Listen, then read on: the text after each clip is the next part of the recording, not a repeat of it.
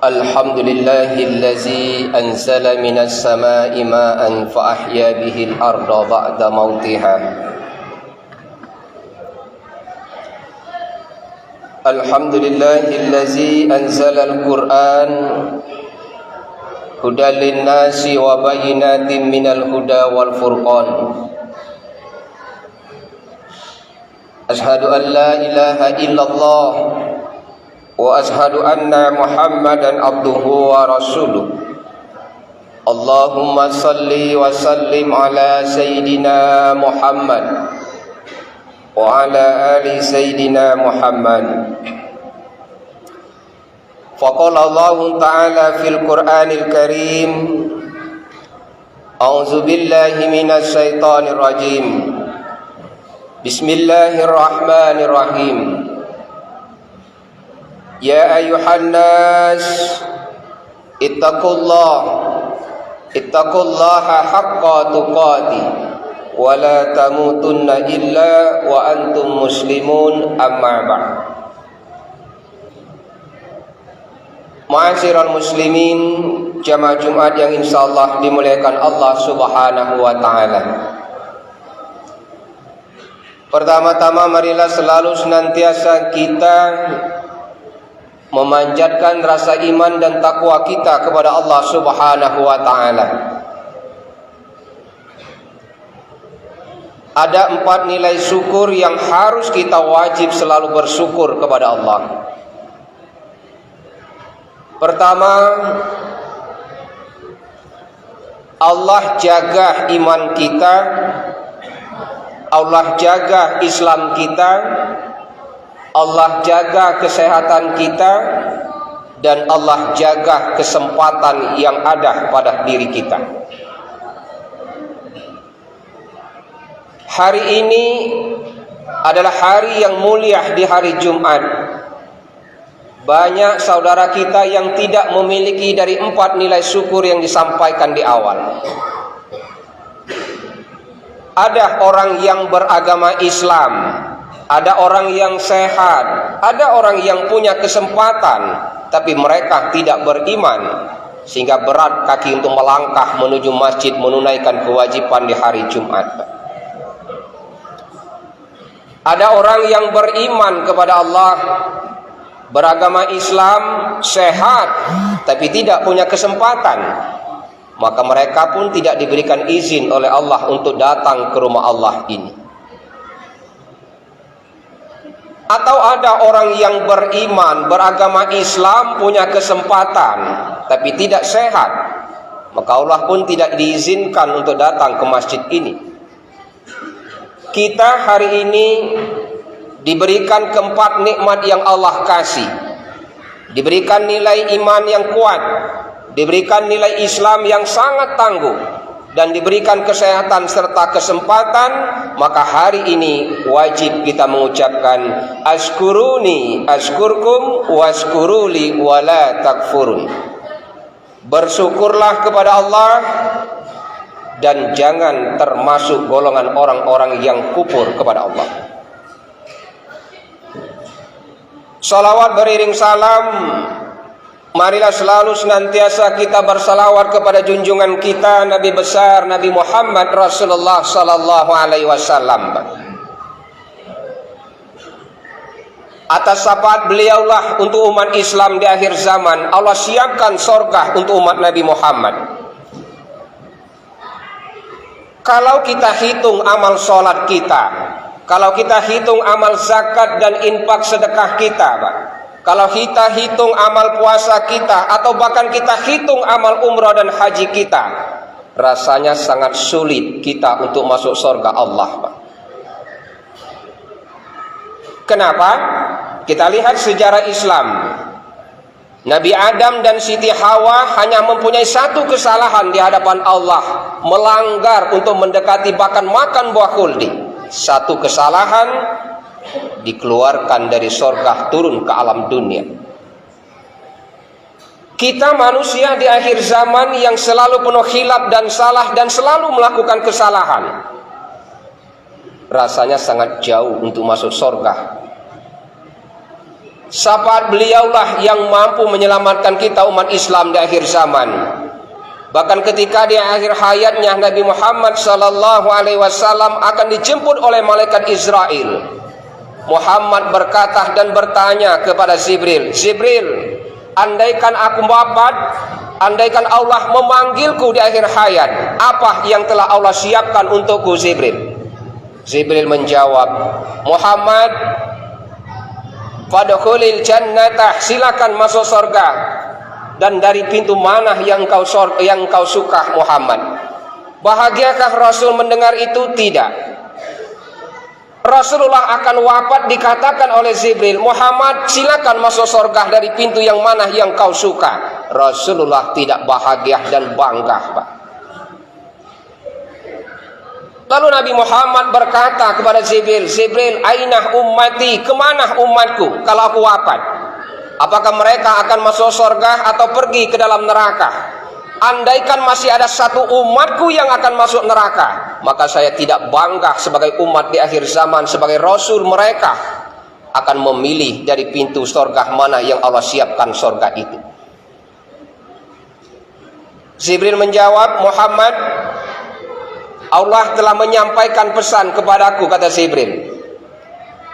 "Pengikut umat sejak dari Nabi Adam sampai pengikut umat Nabi Isa alaihissalam, Nabi yang ke-24.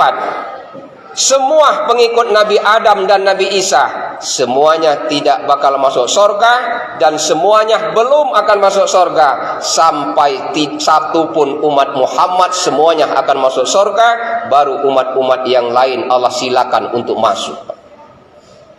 Begitu besarnya syafaat beliau terhadap umatnya. Ma'asyiral muslimin, jamaah Jumat yang insyaallah dimuliakan Allah Subhanahu wa taala.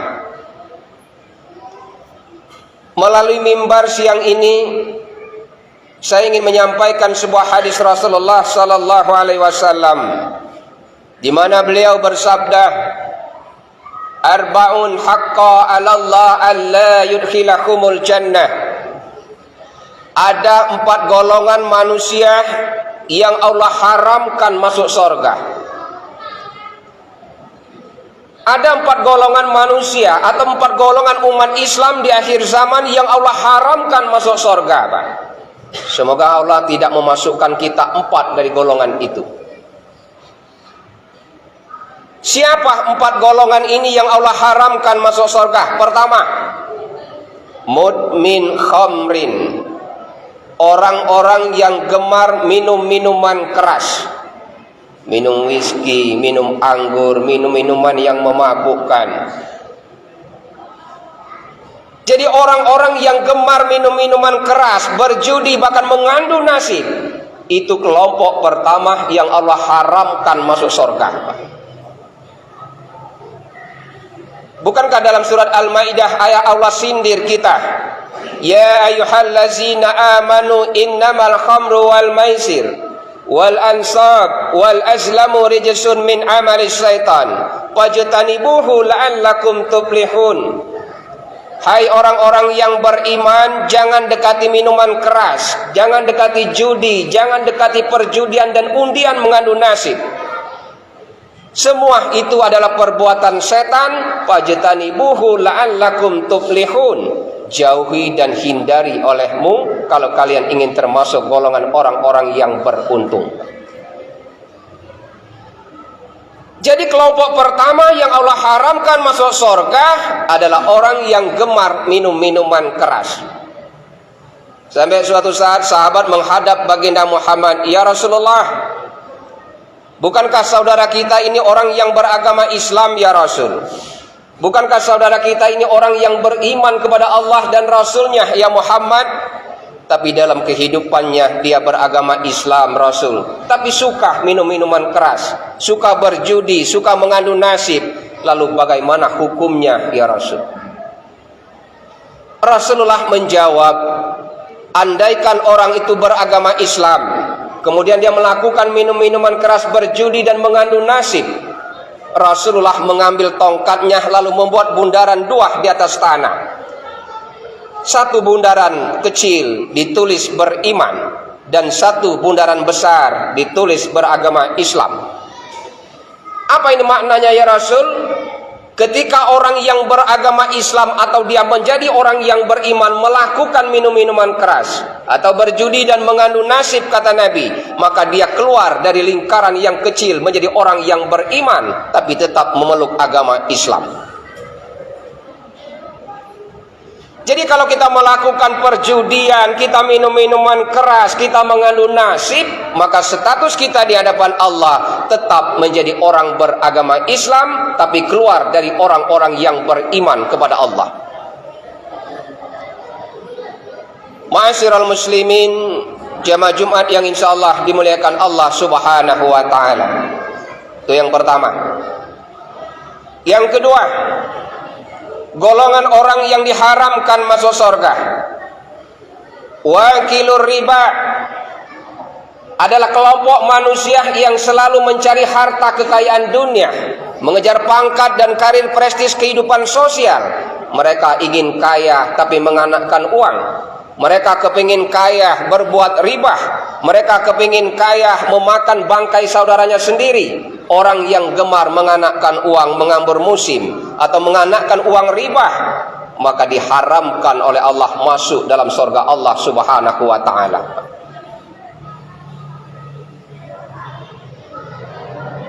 Jadi kalau kita hidup di dunia ini cuma mengejar kehidupan karir dunia, ingin kaya tapi menganakkan uang dan riba, Pak, maka orang yang menganakkan uang atau riba, dosanya sama perbandingan di atas kita berzina dengan ibu kandung kita sendiri. Jadi orang yang mencari kekayaan menganakkan uang, mengambur dengan uang riba, dosanya sama di atas seperti kita menzinai ibu kandung kita sendiri. Itu yang kedua. Yang ketiga, orang yang Allah haramkan masuk surga, wakilul lil yatimi bi ghairi haq. Saudara-saudara kita yang gemar memakan harta anak yatim tapi tidak jelas alasannya digunakan untuk apa. Kita sebagai umat Islam jangan cuma mengejar prestis sosial, Pak. Jangan cuma ingin menilai, dilihat oleh sosial orang yang hebat dan gagah, punya pangkat dan kedudukan. Ini hati-hati. Bukankah Allah sindir kita? Ara'aital ladzi yukazzibu biddin. Celakalah orang-orang yang beragama. Fazalikal ladzi yad'ul yatim. Siapa orang yang celaka? Fazalikal ladzi yad'ul yatim. Orang-orang yang menghardik anak yatim piatu. Siapa lagi orang yang celaka? Orang-orang yang tidak suka memberi anak yatim piatu makan. Siapa lagi orang yang celaka beragama? Fawailul lil musallin. Orang yang beragama Islam tapi selalu melalaikan sholatnya. Bukan meninggalkan sholat, tapi melalaikan sholatnya. Maka itu orang-orang yang celaka. Jadi kelompok ketiga orang yang diharamkan masuk surga, wakilul lil yatimi bi ghairi haq, adalah orang-orang yang gemar memakan harta anak yatim tapi tidak jelas alasannya digunakan untuk apa. Mereka bukan berjuang untuk memberi makan anak yatim piatu. Mereka bukan berjuang untuk membina dan melindungi orang-orang yang jauh untuk kita harapkan untuk dibina dan dibantu. Tapi justru mereka dikasih kekuasaan dan jabatan sebagai ketua Basnas, tapi tidak menyalurkan infak dan sedekah zakatnya kepada orang yang berhak. Mereka membentuk panitia amil zakat, tapi tidak disalurkan kepada orang yang berhak menerimanya. Maka orang-orang yang memakan harta anak yatim, tapi tidak jelas alasannya digunakan untuk apa, orang yang seperti ini diharamkan masuk dalam surga Allah. Yang ketiga, yang keempat, kelompok orang yang diharamkan masuk surga, da'akul walidain. Seorang anak yang durhaka dan tidak pernah berbuat baik kepada ayah dan ibunya. Seorang anak yang tidak berbakti. Seorang anak yang tidak pernah berbuat baik kepada ayah dan ibunya. Biar kita sholat, biar kita haji, biar kita umrah, biar kita banyak berbuat kebaikan, infak, zakat dan sebagainya, tapi kita tidak pernah berbuat baik kepada ayah dan ibu kita, maka diharamkan kita masuk surga Allah subhanahu wa ta'ala. Suatu saat seorang sahabat menghadap baginda Rasulullah. Ya Rasulullah Muhammad, saya punya orang tua ya Rasul. Saya punya ayah dan ibu ya Rasul. Tapi sejak saya lahir saya dibuang di tempat sampah. Saya diberikan kepada orang lain. Sampai seusia besar seperti ini ya Rasul, saya bingung harus menyebut siapa nama ayah dan ibuku. Di usia yang tua saya bertemu siapa ayah kandung dan siapa ibu kandungku ya Rasulullah. Bukankah di waktu kecil begitu saya lahir saya dilempar di tempat sampah, dibuang, tidak diakui sebagai seorang anak? Apakah saya harus berbakti kepada ayah dan ibuku yang telah membuangku ya Rasul? Jawab Muhammad. Rasulullah dengan enteng dan lembut berkata, wahai sahabat, tidak ada yang namanya bekas ayah, tidak ada yang namanya bekas ibu, tidak ada yang namanya bekas anak. Tapi kalau mantan suami, mantan istri, itu ada. Apa maksudnya ya Rasul? Sejahat apapun ayahmu, sejahat apapun ibumu yang telah melahirkan dirimu ke alam dunia ini, maka kewajiban seorang anak tetap harus berbakti kepada ayah dan ibunya. Baik dan buruk ayah dan ibu kita, jahat dan tidak kedua ayah dan ibu kita, taat ataupun tidak kedua ayah dan ibu kita, kita sebagai anak kandung wajib untuk berbakti kepada keduanya. Ma'asyiral muslimin, jamaah Jumat yang insyaallah dimuliakan Allah Subhanahu wa taala. Itu saja khotbah singkat yang dapat disampaikan pada kesempatan kali ini. Mudah-mudahan Allah menjauhkan dan menghindarkan kita dari 4 golongan yang Allah haramkan masuk surga. Siapa yang Allah haramkan? Mudmin khamrin, orang yang gemar minum minuman keras. Yang kedua, wakilur ribah. Mari kita jauhkan diri kita. Mari kita hindarkan diri kita mencari kekayaan dengan menganakkan uang. Kelompok yang ketiga, orang yang diharamkan masuk surga, wakilul lil yatimi bi ghairi haq, adalah orang-orang yang memakan harta anak yatim tapi tidak jelas alasannya untuk apa. Dan yang keempat, orang yang diharamkan masuk surga, da'akul walidain, seorang anak yang durhaka kepada ayah dan ibunya. Semoga Allah menjaga hati kita agar selalu taat kepada agama Allah. Semoga Allah menjaga hati kita untuk selalu berbakti kepada ayah dan ibu kita. Barakallahu li wa lakum fil Qur'anil Karim, wa nafa'ani wa iyyakum bima fihi minal ayati waz zikril hakim, wa taqabbalah minni wa minkum tilawatahu, innahu huwal ghafurur rahim. Allahumma shalli ala sayyidina Muhammad